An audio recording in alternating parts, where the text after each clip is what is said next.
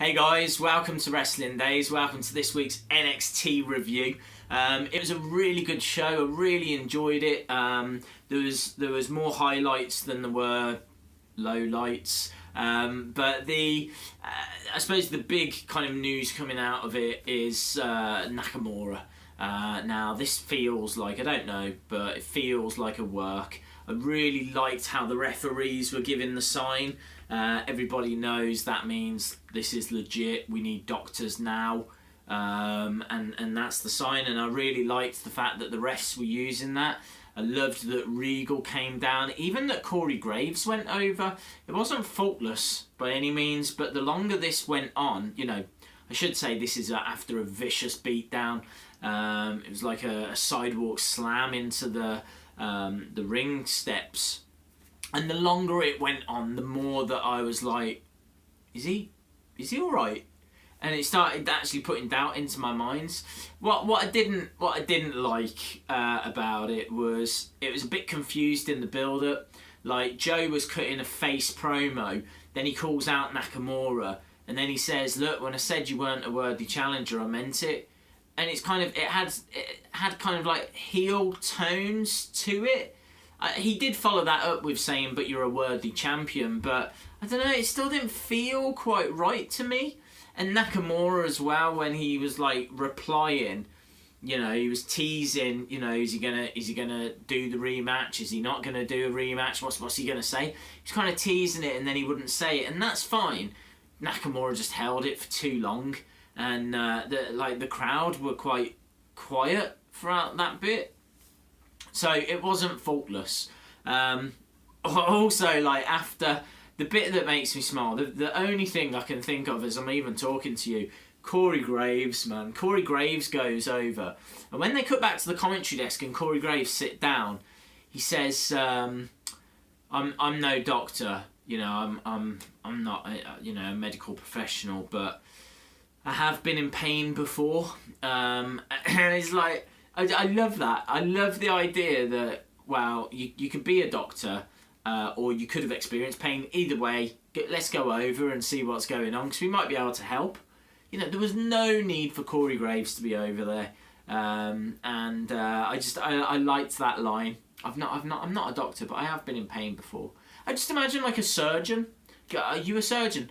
No, I'm not a surgeon, no. But I have been in pain before, so I kind of feel like I kind of would know what I was doing. It's like Corey Graves, what are you on about? So anyway, yes, let's go back to my notes. It took up a third of the show. This whole Joe promo, the beatdown, the aftermath took up about 20 odd minutes. The first match that we got after that was Liv Morgan against Rachel Fazio. They said that they would give us updates on Nakamura all throughout the show. And as I said, it was done well. And it needed something like this. Joe last week kind of looked a little bit like he'd been beaten. So for him to come out and cut a face promo, and then for him to do this, Regal as well was running around like looking for him, and he screeches past in a car. I think he says like, "Send my love to the king" or something like this. It was good. It had really good moments. Liv Morgan against Rachel Fazio anyway. Real quiet crowd for this match. I like Liv Morgan. I think she's good. I like her. She's very agile. She does that Matrix escape. Well, it's not an escape, but like, I think Rachel went for the clothesline. She kind of ducks under, but does that kind of Matrix thing.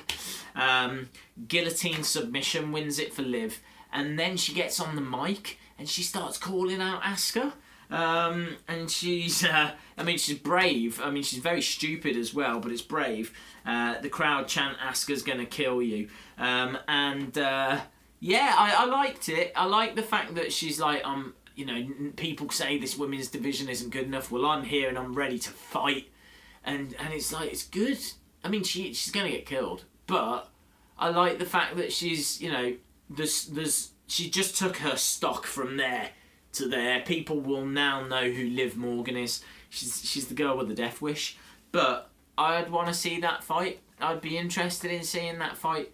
As long as they don't do anything stupid and put the belt on Liv Morgan, I don't want to see that. But, you know, I'd like to see a match. Liv, you know, get a few shots in and kind of hang with Asuka, and maybe someone comes down and interferes and costs Liv. Maybe Billy Kay comes down, and then you've got a Liv Morgan, Billy Kay kind of feud, and then Ember Moon can be in the mix, and there's options. There's a few options. Next we get Drew Gulak, which was nice to see from the CWC, which I still have not seen the end of at the time of watching this. I know a few of you might be waiting for those reviews, but they will be up tonight. I'm going to finish watching it. I will get the reviews done.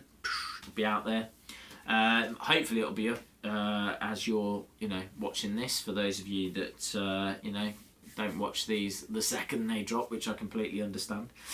Drew Gulak anyway against Hideo Itami. Massive slap from Drew Gulak, just like, oh, it sounded vicious. It was wonderful. A couple of knees in response from Hideo, and big body slam from Drew. He actually body slammed Hideo onto the ropes. Pace slows down, but we still get a few big slaps from Drew. Basically, the crowd asks for the GTS. Hideo gives it to them. We see another go to sleep. Absolutely good stuff. Brilliant stuff. Really enjoyed it. Not the greatest match of all time, but just a solid match. Yeah, it was good.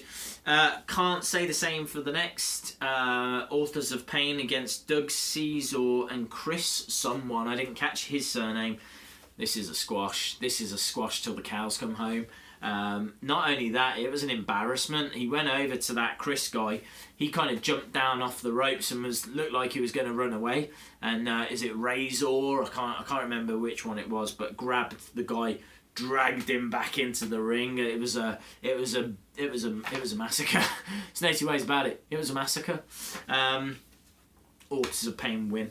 Dillinger. I liked this Dillinger segment. He's like, look, you know, it was a rough summer for me, but you know, people might be saying I'm a 9.5. God forbid there's people out there saying I'm a 9. It was good. He's like, I'm a perfect 10. And I won last week. I won at TakeOver. And yeah, it was good. It's good. And then that brought us to the main event. Oh, I should mention there was another Sanity promo, which I still haven't. I'm sure I got told who it was, but it's not anyone that I know. I'd have to go back and look into it all, but it doesn't say like next week's or coming next week or in a few weeks or anything like that. So I don't think that that's going to drop anytime soon. But anyway, main event, No Way Jose against Bobby Roode. Bobby Roode on a freaking revolving platform. Glorious. I won't give in. I won't give. Oh, it's amazing, isn't it? It's amazing. Bobby Roode just looks $1 million as well. When he just looks like the man.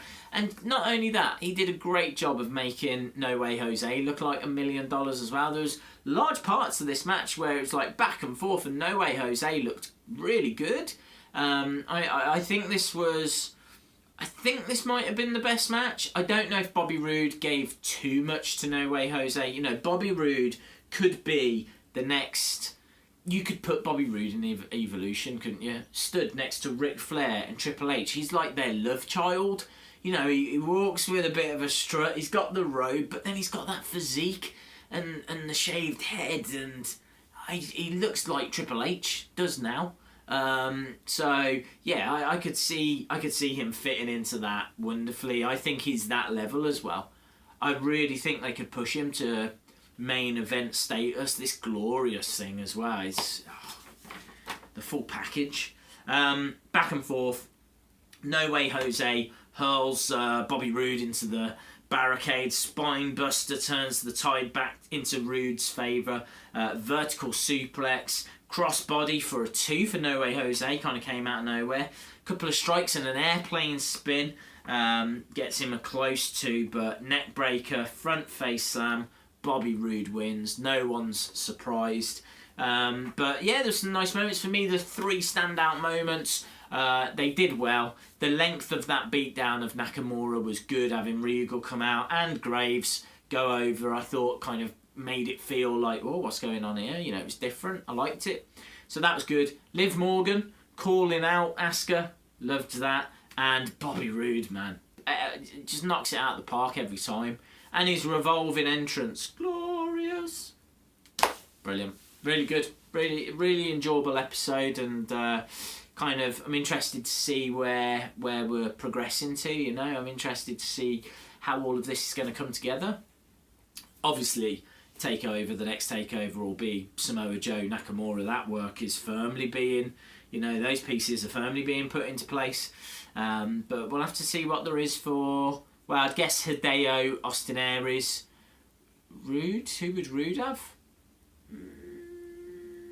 Don't know.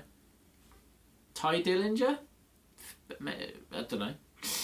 Cool, guys. I'd love to know your thoughts. Drop it in the comments below. Don't forget to hit the like button if you like this. Hit the subscribe button as well if you hit all the buttons. Even the dislike one if you want. You know, just hit buttons. Really appreciate you watching anyway. Hopefully see you again next time. Bye for now.